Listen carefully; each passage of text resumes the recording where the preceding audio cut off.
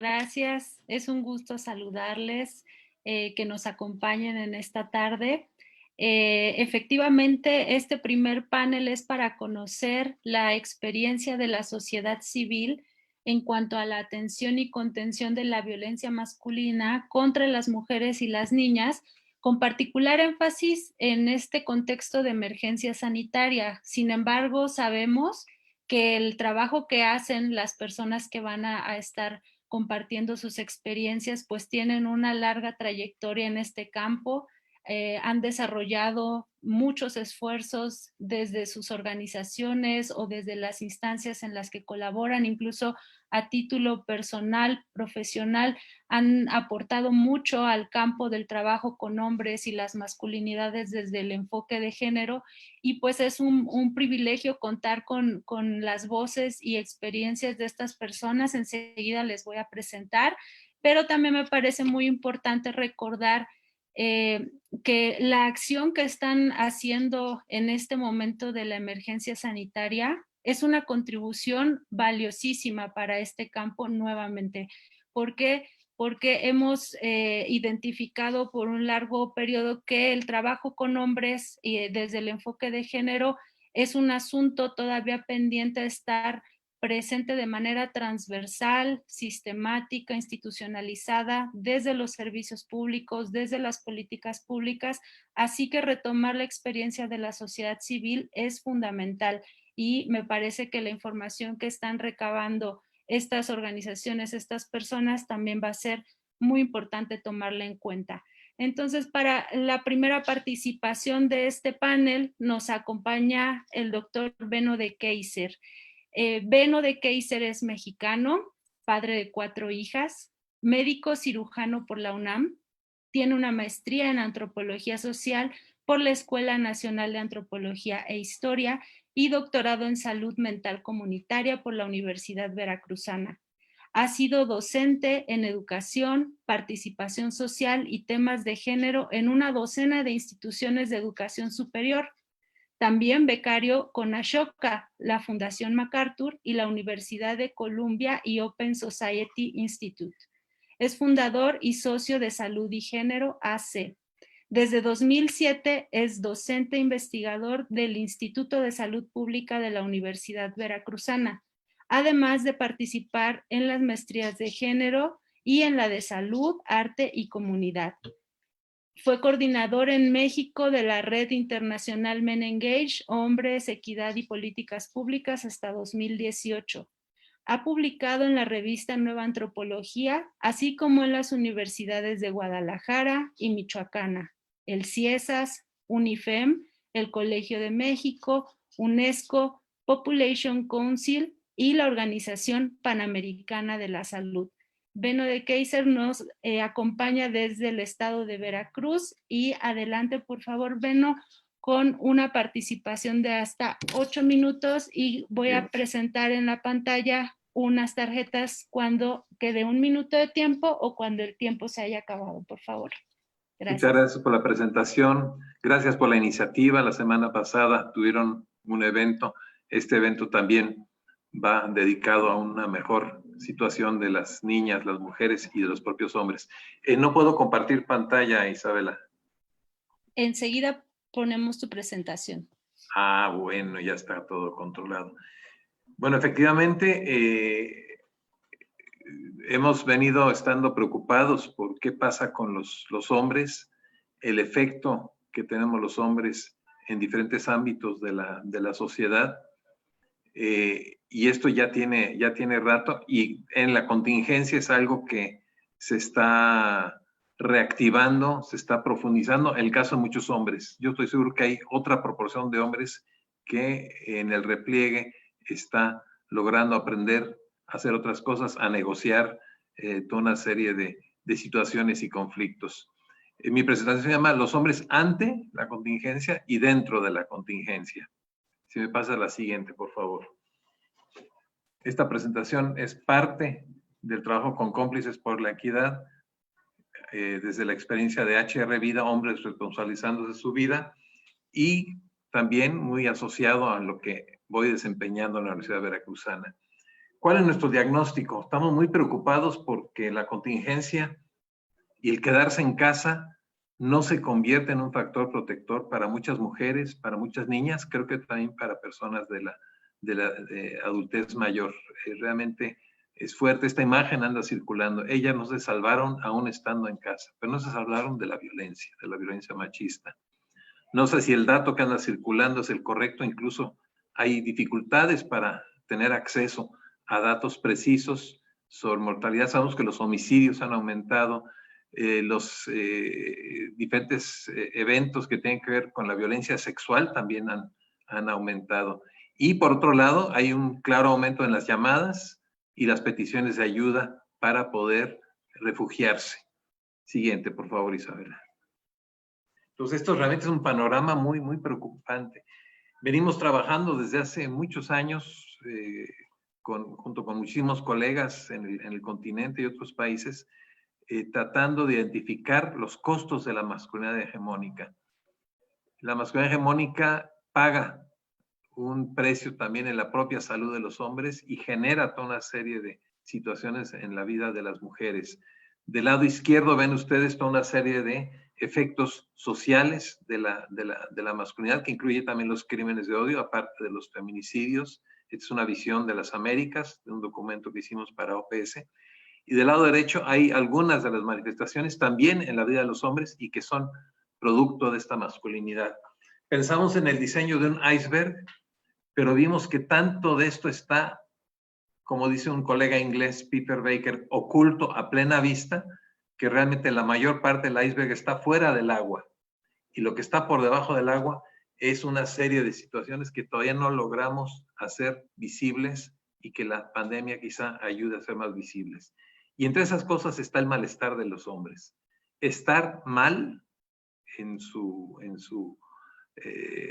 desempeño social y también sentirse mal. Y ese malestar hay que empezar a escuchar y atenderlo. Siguiente.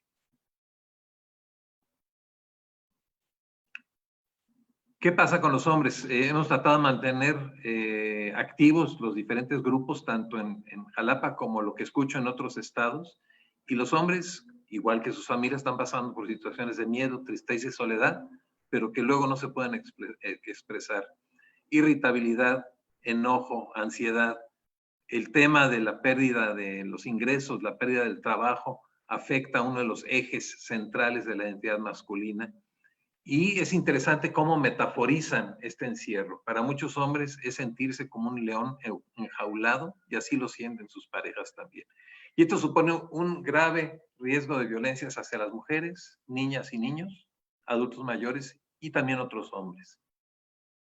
Una gran proporción de hombres, esto es parte de la bibliografía, de lo que se ha analizado, no entienden las consecuencias de la masculinidad hegemónica hasta que no se desarrolla una consecuencia especialmente grave. Alguna forma de violencia física, alguna forma de violencia sexual, la primera vez que llega la patrulla a la casa, un encierro en cárcel, esta cuestión de tocar fondo. Tenemos que desarrollar una serie de estrategias antes de esto, río arriba, para poder prevenir también los daños hacia las mujeres. Entonces, urge atender y trabajar mucho más tempranamente este malestar y estar mal. Siguiente, por favor. Pensamos que hace 2 semanas hablamos que había ausencia de campañas y estamos viendo que no, que sí empiezan a emerger algunas campañas incluso a nivel oficial y Naciones Unidas, pero son insuficientes las campañas y los mensajes hacia hombres ante el riesgo de una mayor violencia en la cuarentena.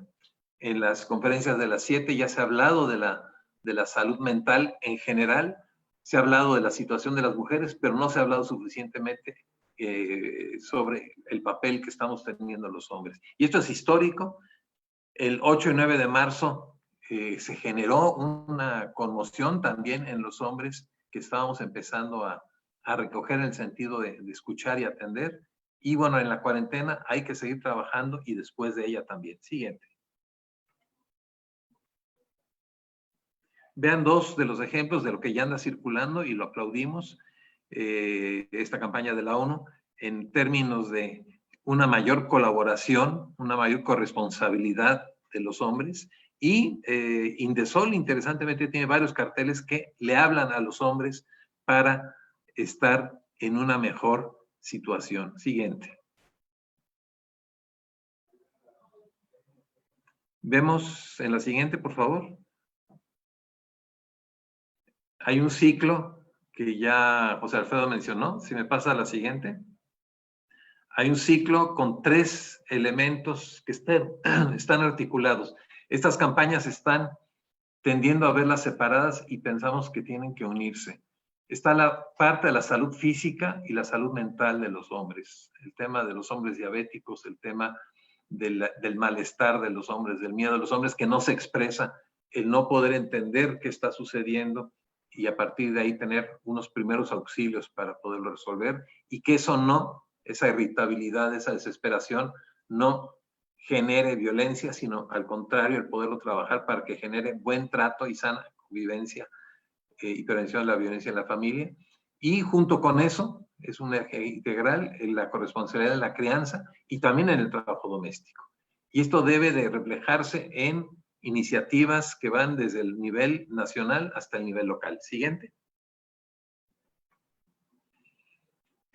Les comparto este autodiagnóstico que sistematizó Ross Funk de la red Men Engaged de Norteamérica y se tradujo hace poco. Y se lo presentamos a los hombres. ¿Tú en qué lugar estás en este arcoíris? Desde lo abiertamente hostil, pasando por la resistencia, el desinterés, la vacilación, sentirse abrumado, curioso. Me estoy empezando a implicar, estoy activo hacia la igualdad de género y la no violencia y preparado para liderar. Este es un reto que le lanzamos a los diferentes grupos de hombres con los que logramos trabajar, tratando de que nos movamos hacia el lado morado o lila, como debe de ser. Siguiente. En Costa Rica están hablando también, así como aquí se habla en esta mesa de la otra epidemia, están hablando de frenar la curva de la violencia hacia las mujeres. Es un imperativo. Yo estoy seguro que si se gastara una cuarta parte de los recursos humanos, económicos, mediáticos que se han utilizado para la epidemia de COVID, se podría lograr achatar esa curva, empezar a revertirla para tener una mejor calidad de vida para mujeres y también para los hombres. Es urgente. Muchas gracias.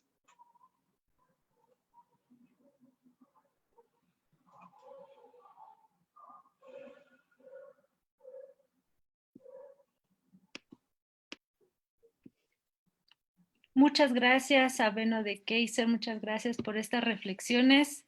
Sin duda vemos cómo el tema, por fortuna, sí está ganando terreno en este contexto, todavía con mucho por hacer, pero bueno, estamos tratando de articular estos esfuerzos. Y a continuación vamos a escuchar a Hernando Hernández Nava. Hernando es licenciado en Psicología Educativa por el Instituto Michoacano de Ciencias de la Educación. Es especialista en familias y prevención de la violencia por la Universidad Autónoma de Querétaro, maestro en Educación para la Ciudadanía también por la Universidad Autónoma de Querétaro. Es promotor del método WEM de Costa Rica, promotor aquí en México, para la promoción de las masculinidades positivas, la cultura de paz y la prevención de la violencia contra las mujeres. Es miembro de la Red Nacional Cómplices por la Igualdad y docente de la Facultad de Psicología en la Universidad Autónoma de Querétaro, así como en la maestría en estudios de género de la misma universidad. Es facilitador de grupos de encuentro Hombres Construyendo Empatía en Querétaro, así como integrante del grupo de agentes de cambio de Men Engaged América Latina para involucrar a los niños y jóvenes en la transformación de imaginarios patriarcales de la sexualidad. Adelante, por favor, Hernando, hasta por 8 minutos, por favor. Bueno, muchísimas gracias. Espero lograrlo en 8 minutos. Gracias a la diputada Marta Tagle y a la querida compañera y amiga Isabela por la invitación.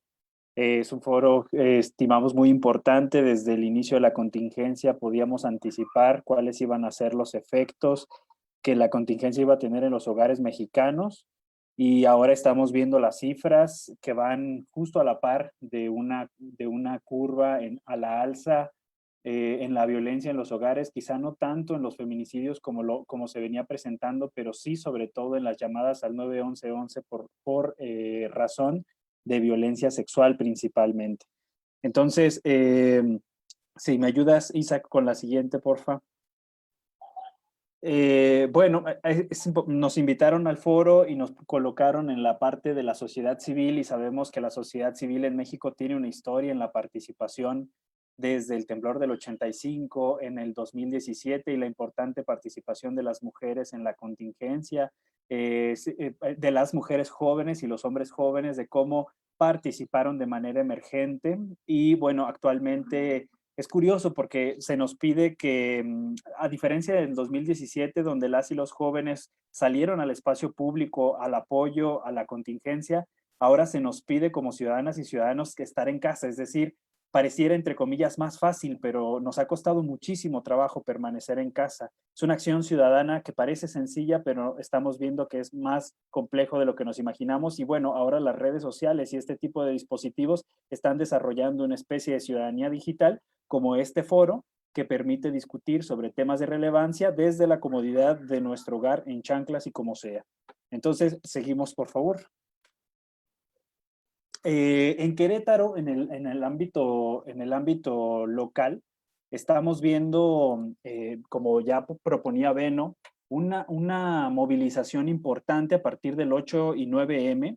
En el estado de Querétaro, por ejemplo, algunos medios locales decían que habían participado aproximadamente 10,000 mujeres en la marcha del 8M, situación que, platicando con algunas compañeras feministas de Querétaro, había sido histórica, una marcha histórica. Y pasó algo muy similar en casi todos los estados, una movilización importante de las mujeres, aunque cambiando un poco el discurso de las mujeres trabajadoras hacia la emergencia nacional de atender justamente la violencia contra las mujeres y las niñas. Siguiente, por favor.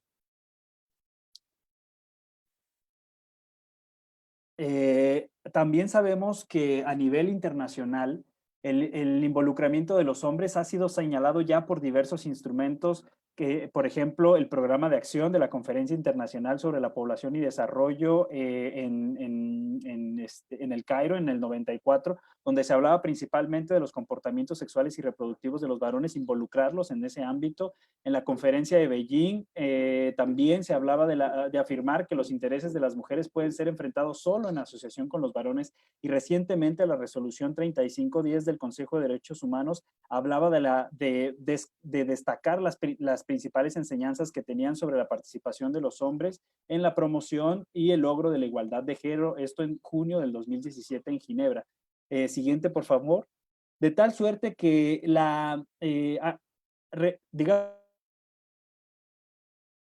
respetar esto que el Estado mexicano ha firmado y ratificado desde el artículo 1 constitucional no es una opción atender la violencia contra las mujeres, sino que es un mandato constitucional desde el artículo 1. Pero también nos enfrentamos a la reflexión sobre si la violencia de género, como en el caso de la OMS, es un problema de salud pública, como lo plantea la OMS, es una epidemia global, la violencia contra las mujeres y las niñas, o un asunto de justicia y derechos humanos. Nosotros, desde Cómplices, creemos que es una situación, son ambas situaciones, atender, porque la violencia contra las mujeres y las niñas genera o vulnera la salud mental y física, entonces, pero también vulnera sus derechos humanos. Seguimos, por favor. Veníamos además de una situación en nuestro país, de dos casos que fueron muy mediáticos, como el caso de Ingrid, de 25 años, quien fue asesinada en manos de su pareja, y de la pequeña Fátima, de 7 años, quien fue asesinada por una pareja por situaciones difíciles de comprender, pero parecía relacionado con temas de violencia sexual contra la infancia. Estos casos conmocionaron al país y también en buena medida esto influyó en la movilización de las mujeres en todo el territorio nacional. Siguiente, por favor. En el caso de Querétaro, nos llevó a plantearnos la necesidad de participar y de organizarnos como colectivos en esto que llamamos Rondas de Hombres contra la Violencia hacia las Mujeres, que tuvo una réplica en la ciudad de San Luis Potosí, en la Ciudad de México, en Puebla, en Tuxtla Gutiérrez, Chiapas y concretamente en Querétaro, como pueden ver ustedes en esa fotografía, que nos reunimos en un barrio en un domingo para dar el mensaje con ese lazo blanco y esas velas en el suelo, dando voz a las mujeres mujeres y niñas que estaban siendo asesinadas y un llamado a los varones a parar la violencia contra las mujeres y niñas. Siguiente, por favor. Entonces, ¿qué tenemos ahorita, en este momento? Tenemos la violencia machista contra las mujeres y las niñas, tenemos ordenamientos jurídicos internacionales que obligan al Estado a actuar en favor de los derechos de las mujeres y las niñas, tenemos una movilización social de las mujeres y los movimientos feministas que debido a la contingencia pareciera, entre comillas, que se apaga, pero sabemos que detrás, desde las casas y de las redes sociales hay una articulación que va respondiendo día a día a las necesidades de la violencia contra las mujeres. Y además la pandemia ha dejado o ha vulnerado un poco esta organización que venía creciendo a partir del 8 y 9 y un llamado a los hombres, sobre todo el 9M, fue un importante llamado a los hombres a la acción, a hacernos cargo.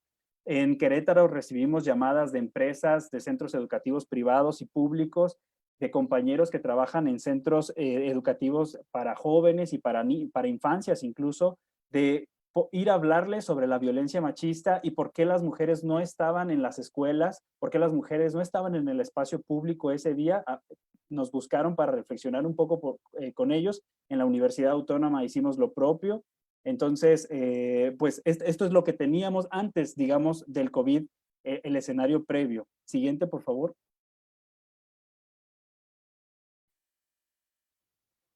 Algunas reflexiones, y ya se me está acabando el tiempo. Seguimos sesionando vía virtual, atendiendo llamadas en crisis también de los varones. La situación de los varones son diversas. Hay varones que viven solos, que viven con familia, que viven con otros hombres. En fin, las situaciones de los varones, varones que, digamos, no les cambió la vida en absoluto. Siguen saliendo al espacio público por una necesidad de cumplir estas tres categorías que forman parte de la identidad y la subjetividad masculina, como el trabajo, la proveeduría y estar en el espacio público, y esta frase que sale muchísimo en los grupos, ser pilar del hogar, ser un pilar de la familia.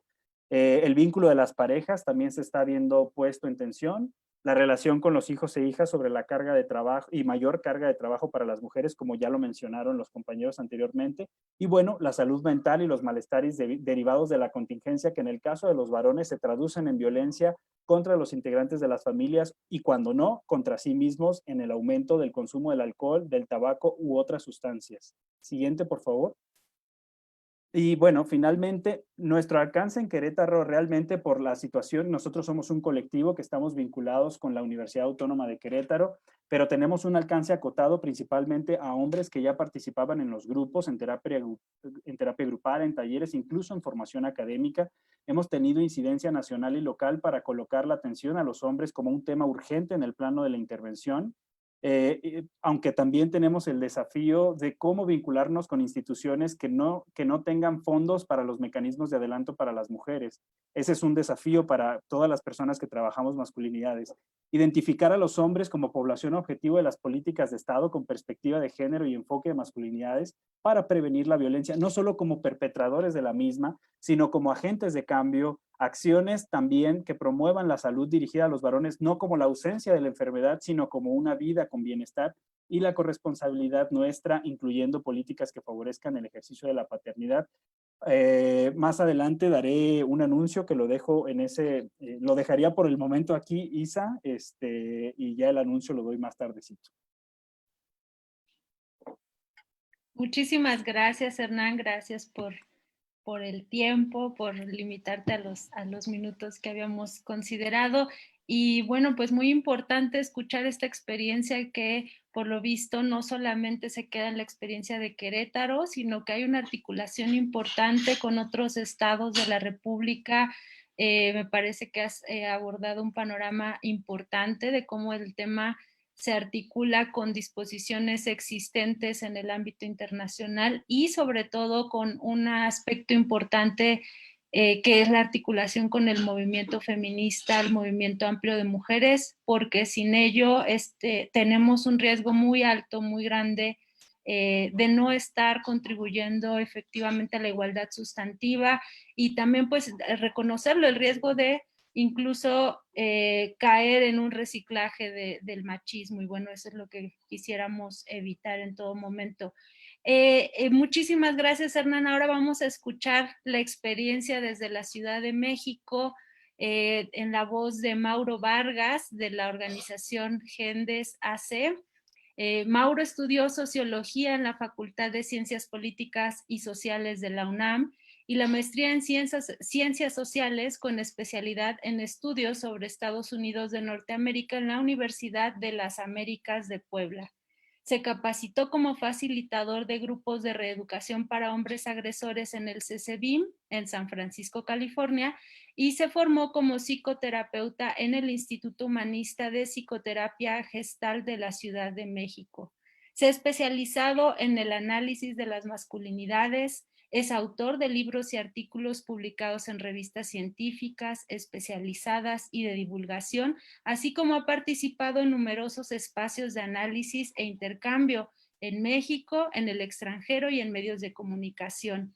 En 2014 recibió el reconocimiento Simón de Beauvoir de la Universidad Michoacana de San Nicolás de Hidalgo. En 2018 fue galardonado a nivel global por la Fundación Kering por su emprendimiento social innovador para transitar hacia la justicia de género. Y en 2019 fue seleccionado como integrante de Ashoka, red global que impulsa el emprendimiento social.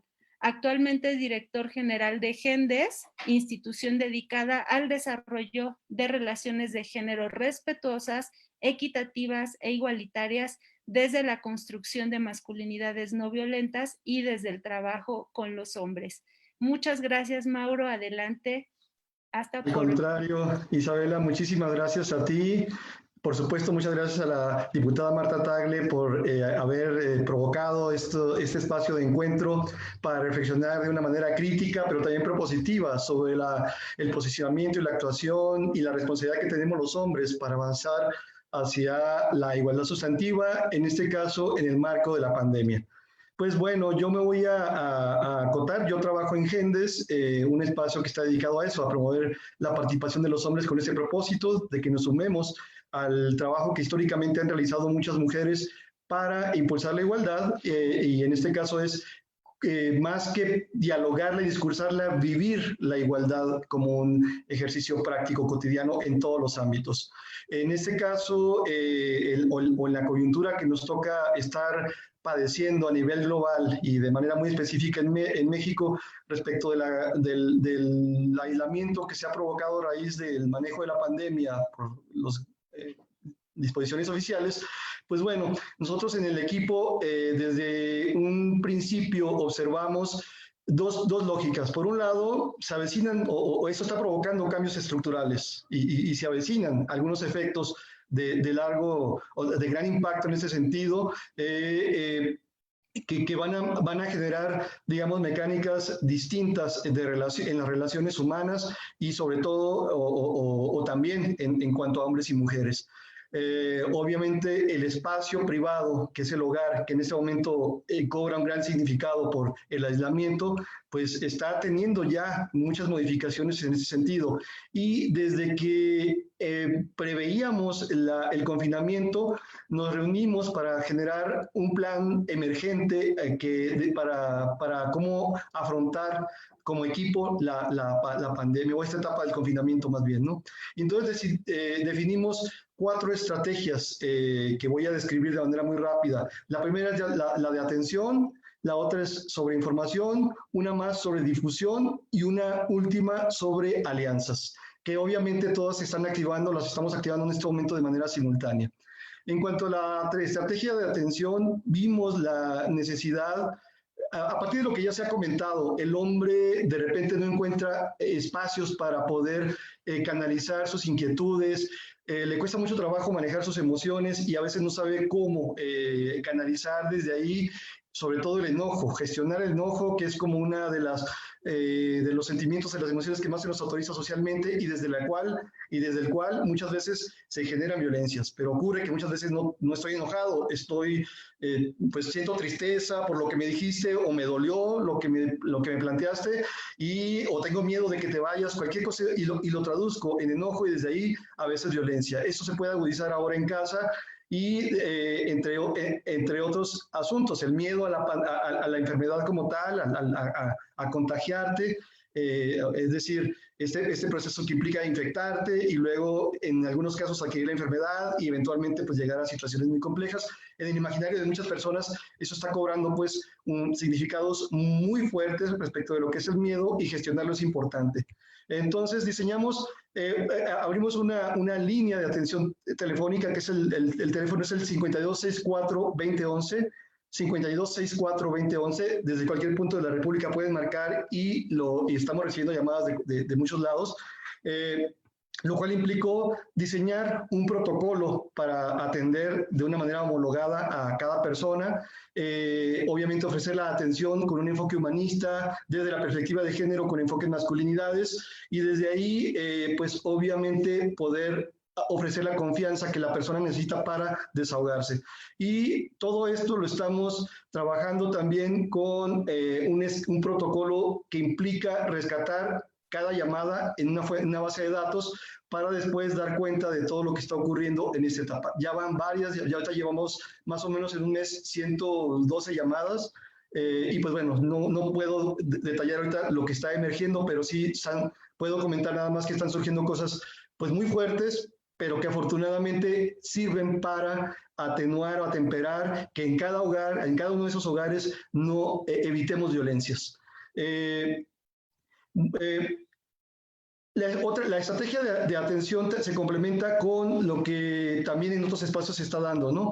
El asunto de mantener nuestros grupos de atención directa a partir del uso de la tecnología, las reuniones virtuales, las sesiones virtuales, y llamadas de seguimiento a cada usuario para ver cómo está gestionando la situación, y desde ahí, en caso necesario, canalizarlo hacia atención directa. Tenemos un equipo de psicólogos que puede ofrecer este espacio de atención que de alguna manera ayuda también a ponderar, a atenuar el impacto de muchas emociones que están ocurriendo en este momento preciso, ¿no? Tenemos obviamente la recepción de nuevos usuarios que canalizamos hacia estas posibilidades, y desde ahí pues todo lo que implica trabajar, no solamente lo que está ocurriendo en este momento. La persona tiene mucho temor de perder el trabajo y su capacidad cada hombre pues tiene el mandato de ser proveedor, y desde ahí le genera mucha angustia esta parte de posiblemente perder el trabajo o de ya haberlo perdido.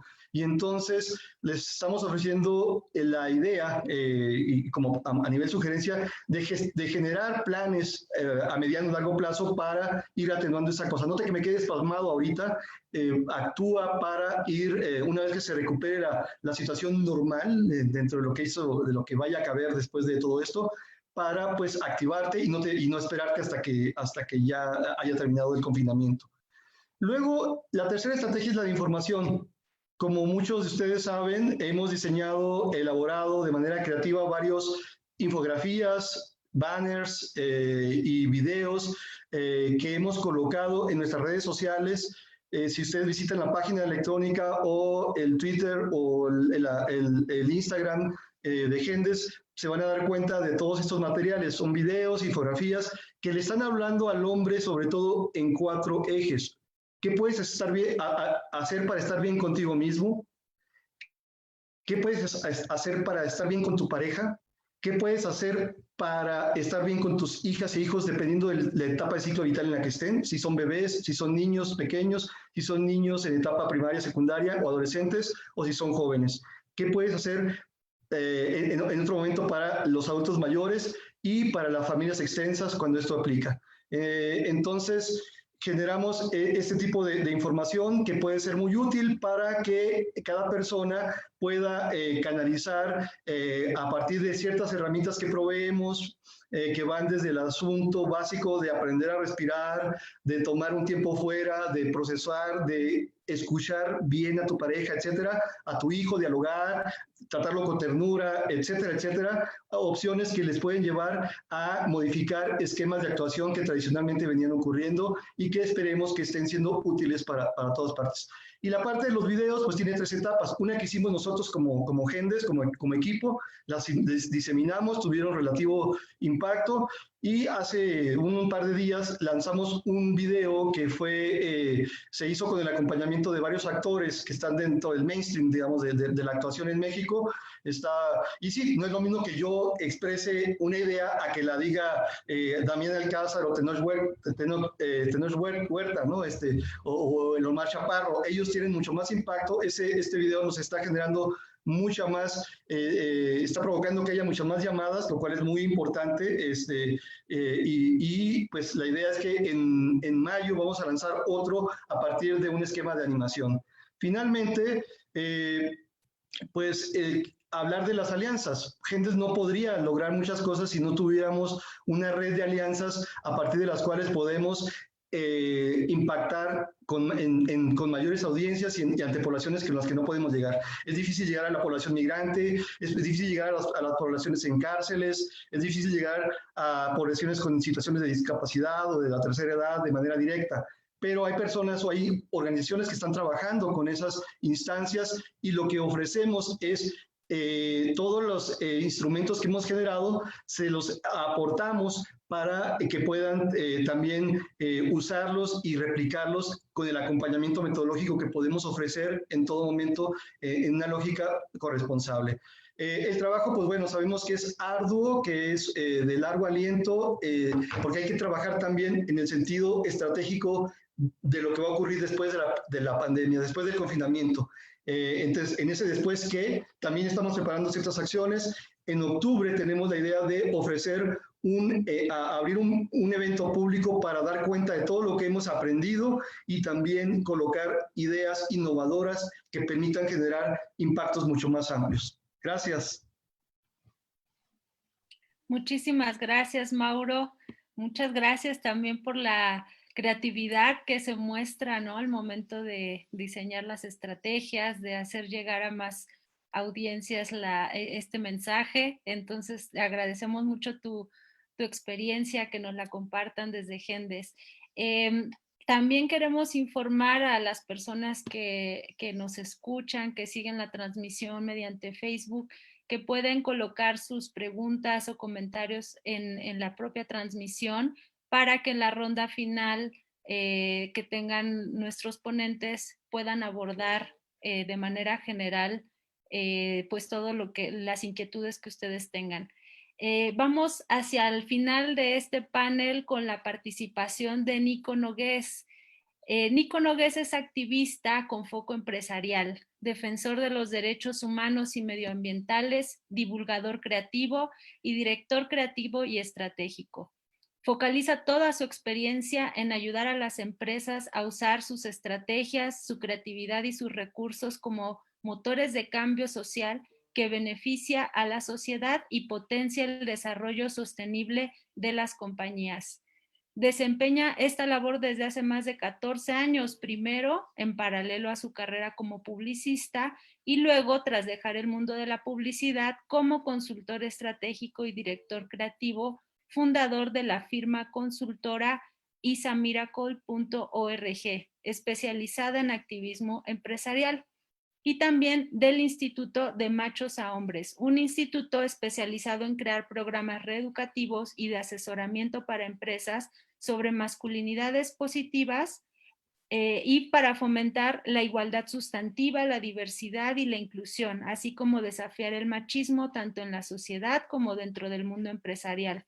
A través de Miracle y del Instituto de Machos a Hombres, Nico Nogués y su equipo asesoran a empresas y organizaciones para que sepan usar sus estrategias de negocio y de comunicación desde un más alto bien, que tiene una incidencia directa en su negocio. Entre sus clientes destacan compañías como InBev, Banco Interamericano de Desarrollo, Kimberly-Clark, Nike, Patagonia, Coca-Cola, Samsung, y organizaciones como ONU Mujeres, Grupo Calimori y Malala. Muchísimas gracias, Nico. Nos va a compartir su experiencia en este ámbito del sector empresarial, muy importante para involucrar en este trabajo. Adelante, por favor, Nico. Muchas gracias, Isabela. Muchas gracias, diputada, también Marta Tagle, por la invitación, compañeras, compañeros, por sumarse a esta acción conjunta y colectiva, porque como decimos o solemos decir desde el instituto, son tiempos de acción, ¿no? Son tiempos de acción.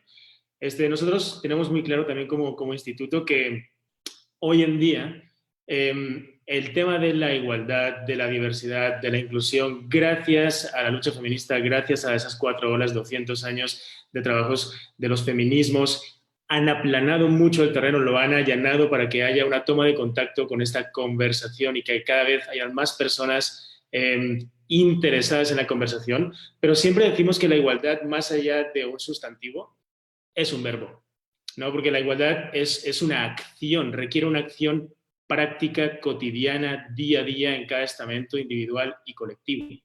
Entonces, desde esa perspectiva, son tiempos de acción y desde el instituto lo que tenemos muy claro es cómo podemos incidir en transformar la forma en la que entendemos el liderazgo.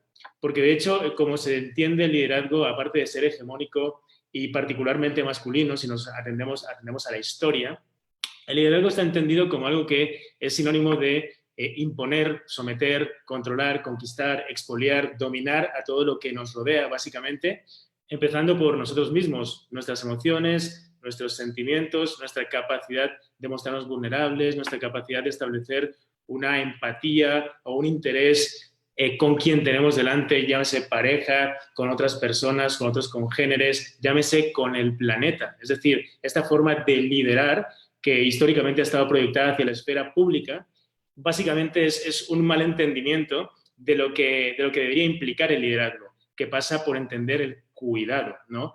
Y en primera instancia el autocuidado. El autocuidado como hombres, el entender cómo estar en contacto con quienes somos, con nuestras emociones, con nosotros mismos, para partir de allí, sí, liderar y saber relacionarnos con otras personas, con otros grupos, con otros movimientos sociales, políticos, etc. Entonces, estamos altamente enfocados desde el instituto, básicamente, en transformar el liderazgo empresarial. ¿Por qué el liderazgo empresarial y por qué nos enfocamos en este binomio hombres y mundo empresarial? Pues por una razón de peso importantísima, y es, además de que la empresa es el lugar donde pasamos más horas o básicamente pasamos más tiempo en el trabajo, tenemos en cuenta también que es un lugar donde se toman decisiones importantísimas en la actualidad, donde hay compañías cuyas decisiones afectan más a un país que las decisiones del propio gobierno. Entonces, estamos muy conscientes de que ese liderazgo y las personas que están tomando esas decisiones todavía, hoy en día, en el mundo, en Latinoamérica y en México, son mayoritariamente hombres. Somos mayoritariamente hombres. De hecho, un poco las cifras ya las conocen, ¿no? Pero para que la audiencia, tal vez, aquellas personas que nos estén viendo y no lo sepan, básicamente en Latinoamérica alrededor del 80% de los máximos dirigentes empresariales del mundo pues son hombres. En México ahora mismo alrededor del 75% de los directivos son hombres, apenas un 25% de las mujeres, a pesar de que más del 80% de las encuestadas desean también y aspiran también a alcanzar una posición de liderazgo en su carrera. Entonces, queda mucho por hacer. De hecho, queda casi un siglo de trabajo a este ritmo, según el Foro Económico Mundial, y es por eso que, enfocándonos en el lugar donde se toman las decisiones, donde quienes todavía las están tomando son mayoritariamente hombres y esas decisiones pueden acelerar o no este proceso de igualdad sustantiva y este siglo que nos queda, deseamos que lo acelere, nos parece imprescindible enfocarnos en esta labor y en este trabajo con líderes empresariales y con compañías, ¿no? Básicamente sucede algo muy interesante en esta época que estamos viviendo, ¿no? Época de hombres públicos, y esto parece redundante y lo es, hombres que estamos acostumbrados a la esfera pública, a la proyección social, al proveer, a todos esos clichés y estereotipos sabidos y por haber, de repente nos vemos en tiempos de confinamiento. Hombres públicos en tiempos de confinamiento. Una pésima ecuación, ¿no? Y de hecho es imprescindible, justo por ese enfoque, que este sentido de liderazgo que tenemos tan apropiado hacia la esfera pública, empecemos a entenderlo hacia adentro, hacia esa gran desconocida que es la esfera privada, el mundo íntimo, el mundo interior. El mundo, en este caso, si es más tangible, el mundo del hogar. Entonces, en ese sentido, toda nuestra estrategia de trabajo, tanto digital como física, no distinguimos. Trabajamos de manera nativa a través de eventos físicos, pero también a través de eventos digitales desde hace muchos años. Lo dividimos en 3 grandes ejes. El primer eje es la toma de contacto con esta problemática. porque realmente no hay un desconocimiento o bien una falta de interés en entender por qué la desigualdad es una problemática y por qué esta falta de igualdad es una problemática que también nos afecta a todos y a todas. Entonces, esta toma de contacto con el problema, entender el problema, es uno de los grandes ejes de trabajo que tenemos. A partir de aquí hay un gran segundo eje que es el cambio de hábitos. Nos parece fundamental no solo darnos cuenta del problema, sino empezar a cambiar la manera en la que estamos actuando, estos unconscious bias, estos malos hábitos. Y finalmente esto nos lleva a un tercer eje que es la toma de conciencia. Como ven, todos son verbos. Acción, acción, acción, acción, acción. Todo esto lo medimos constantemente y hacemos reportes de cómo el sector privado, de cómo las políticas privadas, porque se habla mucho de las políticas públicas, como si la única responsabilidad pasase por un tema gubernamental, cuando efectivamente pasa por un tema gubernamental y por un tema legislativo, pero también por las políticas que se están implementando en el sector privado. Y nadie habla del sector privado, ni las políticas que se implementan en la cultura organizacional y de cómo eso influye en las tomas de decisiones de proyectos que afectan a toda la sociedad. Entonces, nos parece que esas políticas son fundamentales cambiarlas, mejorarlas, evolucionarlas, y justo estos tres ejes de esta estrategia están centrados en eso. Eso lo estamos haciendo a través de una metodología de sesiones físicas, sesiones online, de 1 hora y media de duración, de una forma muy ágil, totalmente alejada del mundo académico en el sentido de términos pomposos que dificulten el entendimiento y sobre todo el interés de quien tenemos delante, personas con muy poco tiempo. Por lo tanto, estamos obsesionados en generar un interés, una curiosidad en quien tenemos delante para que efectivamente quiera saber más y esté dispuesto a entender que eso, por beneficiarle a sí mismo, también es positivo accionar un hábito distinto al que tenía. Entonces, en ese sentido, todas nuestras sesiones de 1 hora y media online, que actualmente estamos haciendo, asesorando a organizaciones internacionales, por ejemplo, como ONU Mujeres, justo también proyectos muy interesantes, como los que comentó también Ernesto, con organismos internacionales, con el Banco Interamericano de Desarrollo, como Grupo Bimbo, como Grupo Modelo, como ABIMBEP, en definitiva, con muchas empresas internacionales. Estamos trabajando una serie de temáticas que pasan por entender el poder de la comunicación para seguir perpetuando estereotipos de géneros o más bien transformarlos, ¿no? Toda la publicidad de estas compañías, toda la comunicación, cómo eso se podría aprovechar también para generar conciencia en la población. Temáticas como el cuestionamiento de los privilegios masculinos, temáticas como entender que el género es un cuento, son historias que nos contamos y cómo eso podemos no solo aperturar esos puntos de vista, sino también respetarlos.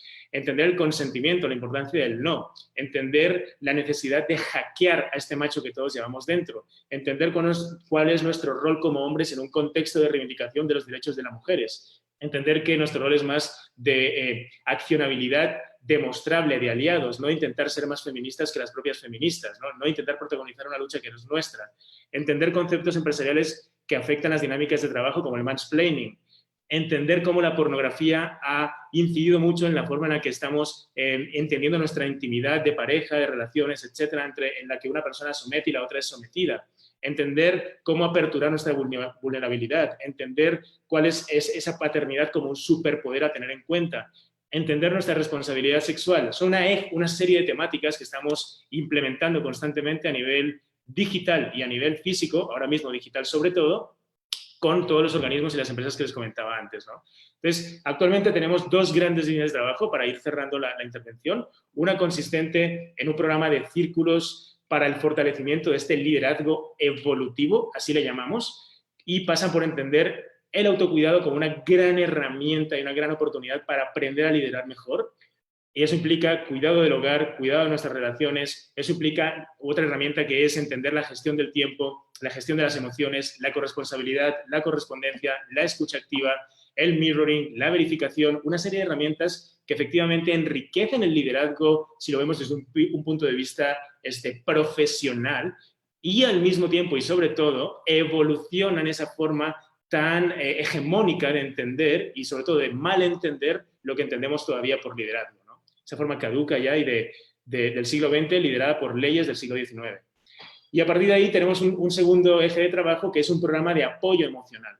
Un programa de apoyo emocional centrado sobre todo en dar herramientas de autocuidado, de cuidado familiar y de cuidado del hogar, para aquellos ejecutivos que no están acostumbrados a pasar tanto tiempo en las casas y ahora mismo lo tienen que hacer. Entonces, es muy interesante ver cómo todo esto está evolucionando, es muy interesante ver todos los insights que estamos logrando a través de estos informes que estamos realizando, y es muy interesante entender también cómo básicamente esta forma en la que estamos transformando, quiero pensar, y ayudando a transformar de manera tangible este liderazgo, nos permite como varones también abrirnos a entender que si estamos viendo contextos tan complicados como el del COVID actualmente, son las lideresas de los países ahora mismo y no los líderes gubernamentales masculinos los que están llevando a esos países a trascender más rápidamente y mejor esta crisis. Dinamarca, Islandia, Finlandia, Alemania, Nueva Zelanda, Noruega, lideresas, primeras ministras.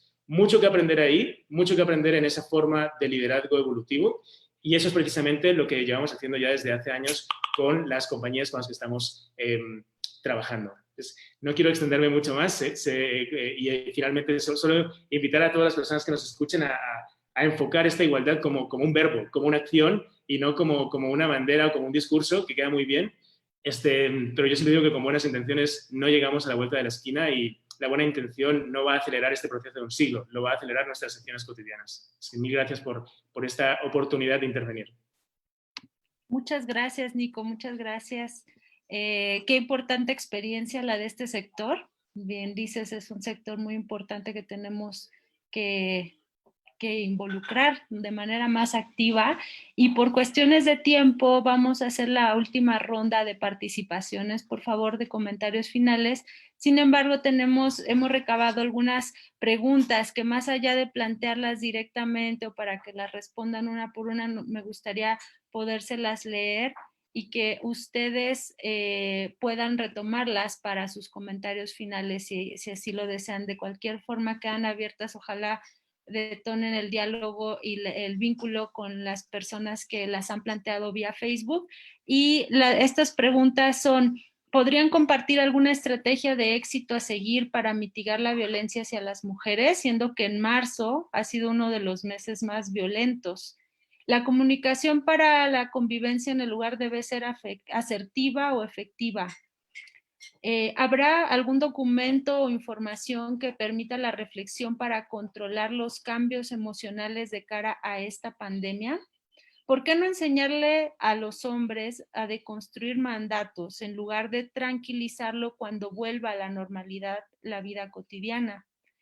¿Cuáles consideran que son los mecanismos de prevención de la violencia familiar más efectivos? Estas son algunas de las preguntas recabadas, y si les parece bien, vamos en el mismo orden en la ronda. Les pediría un ajuste de tiempo de 2 minutos por cada quien, y empezamos con Beno de Kaiser, por favor.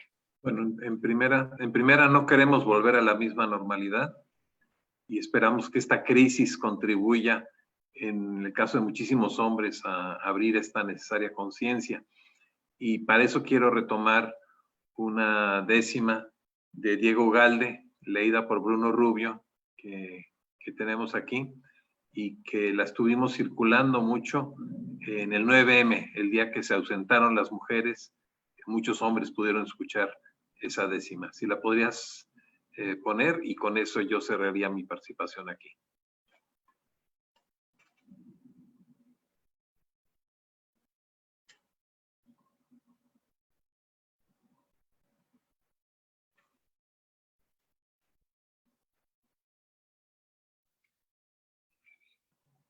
Enseguida la ponemos. Bien. Si no, aquí yo la busco también.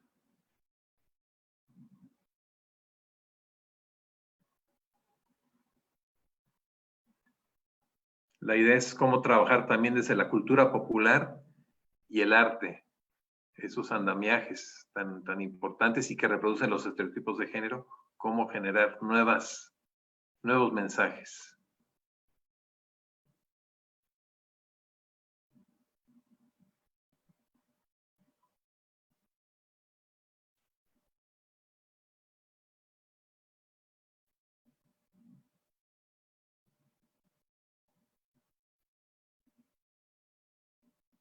Aquí lo tengo, ¿le pongo play yo?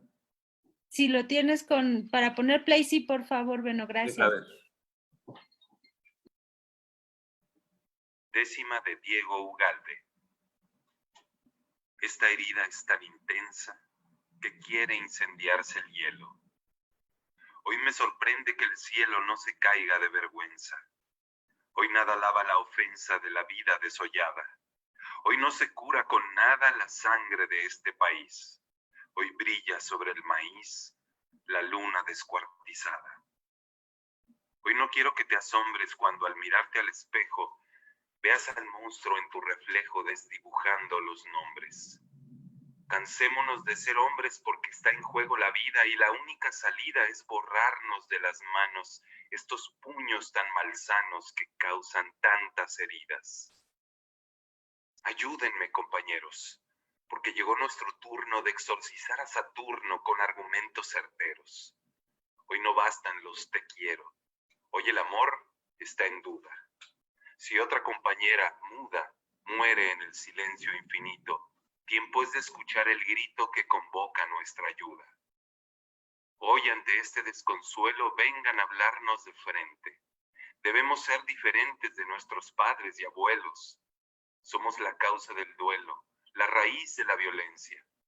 Por eso, con insistencia, pero también con ternura, los convoco a la locura de sanarnos con urgencia. Muchas gracias, Beno. Muchas gracias. Bueno, vamos a escuchar ahora a Hernán Hernández, por favor. Gracias, estimada Isa. Yo también vi otras preguntas. Primero, sobre el tema de las metodologías. Quisiéramos poder responder con toda certeza que tenemos una metodología que ha garantizado resultados de un 89% de eficiencia. Desafortunadamente, cuando trabajamos con hombres, ya sea con un modelo reeducativo para hombres que ejercen violencia o para hombres o con un modelo, digamos, más abierto y más flexible para hombres que transmiten sus malestares, que hablan de sus malestares, es muy complejo poder dar resultados así de finos y decir, este es el efecto que tiene esta metodología en estos varones. Podemos dar cuenta de qué cosas cambian en los varones y qué cosas permanecen en los varones.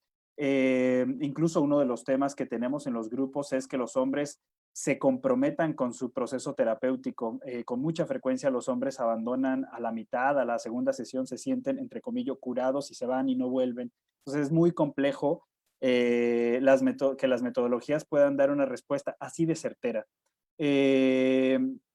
Estaba leyendo otros comentarios en Facebook que decían que los hombres tenemos miedo a morir por el COVID, pero no tenemos miedo a morir en manos de nuestras parejas, y es cierto.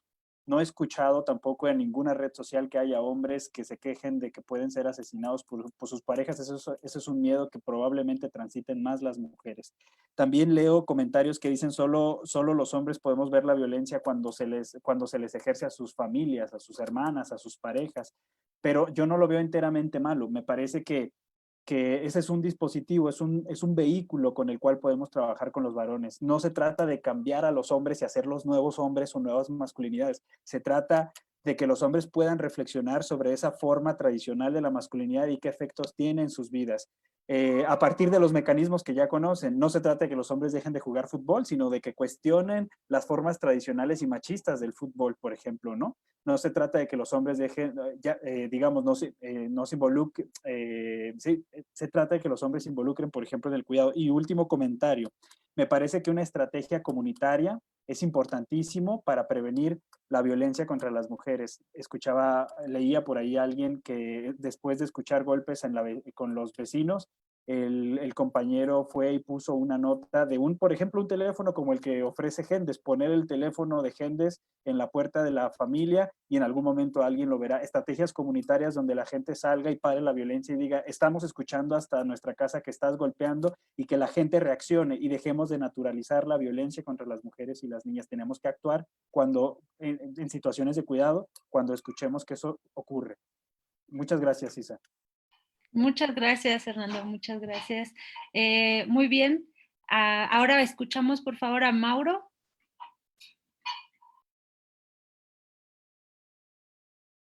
cuando hay tanto que compartir, pero bueno, el intento se hará.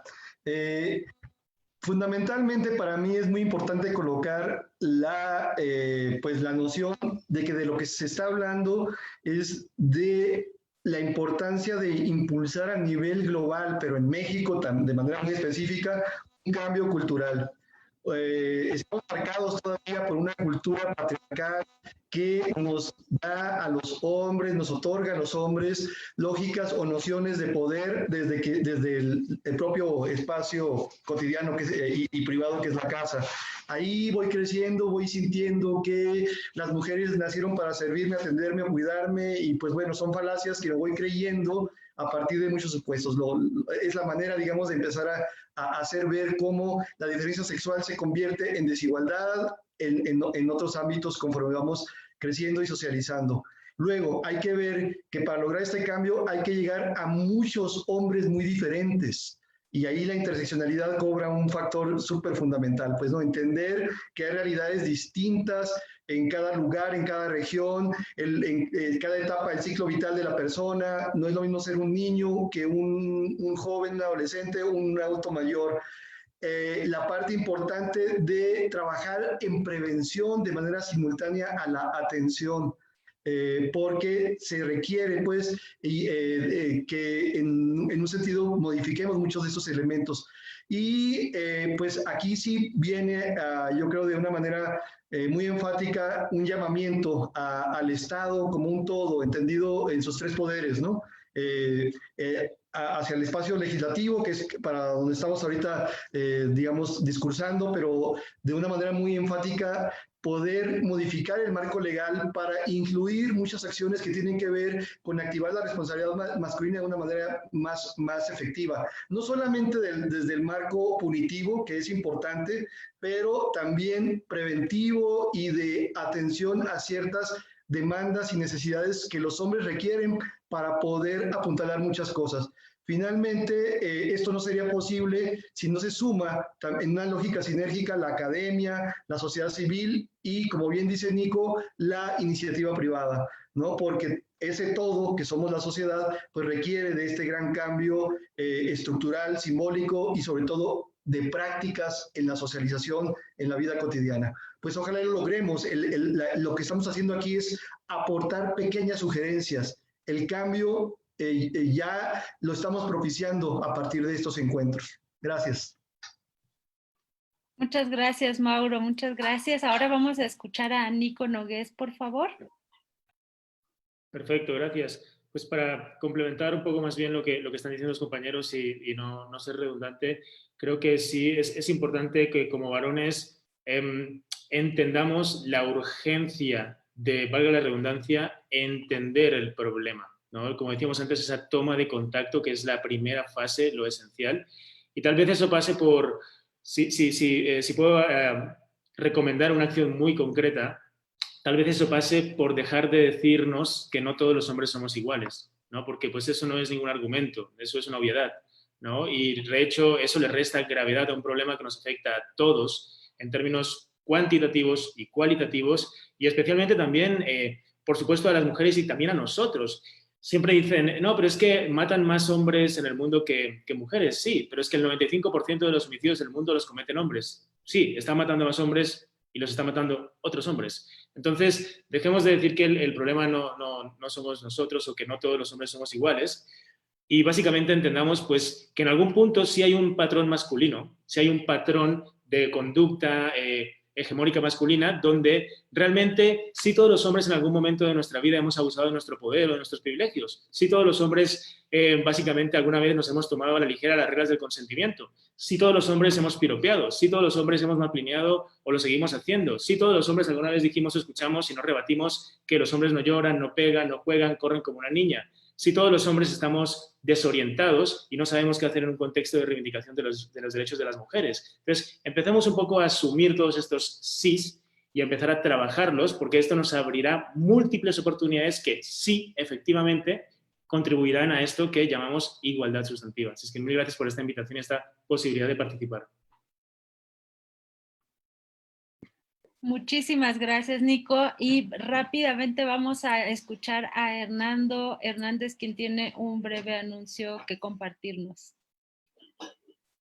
Sí, es que una disculpa, porque yo advertí que iba a haber un anuncio y no lo hice. Entonces, estamos trabajando sobre el tiempo, dada la contingencia, organizándonos como Cómplices por la Igualdad y todas las organizaciones que estamos vinculadas a Cómplices por la Igualdad y comprometidas con la igualdad entre hombres y mujeres, diseñando una campaña, como dije, sobre el tiempo para prevenir la violencia contra las mujeres y las niñas. De entrada solo les puedo adelantar un hashtag que diseñamos, que es en esta contingencia, cuidar hace la diferencia.